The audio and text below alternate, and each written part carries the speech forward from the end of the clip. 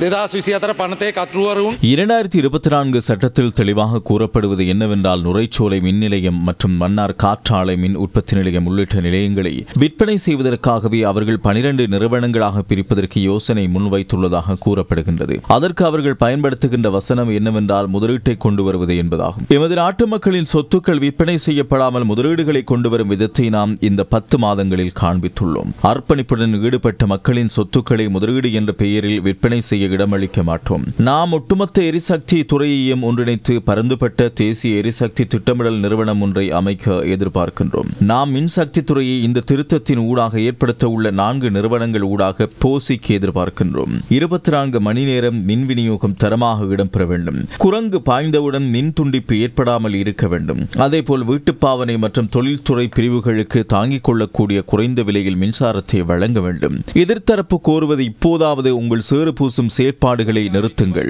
இலங்கை மின்சக்தி துறையின் அடுத்த கட்ட பரிணாமத்திற்கு இப்போதாவது நேர்மையாக இணையுமாறு அழைக்கின்றேன். இன்றைய தினம் முன்வைக்கப்படும் சட்டமூலத்தில் நுகர்வோர் உரிமையை வலுப்படுத்தும் எந்த ஏற்பாடுகளும் இல்லை. நீங்கள் பொது பயன்பாடுகள் ஆணைக்குழுவை பலவீனப்படுத்துகிறீர்களா?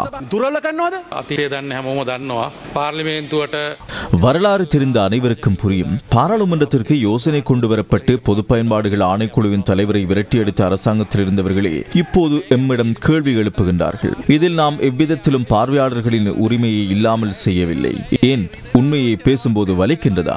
எங்களுக்கு பொய் பேச தெரியாது. நீங்கள் கூறும் விடயம் 2024ஆம் ஆண்டு சட்டத்திலும் இல்லை.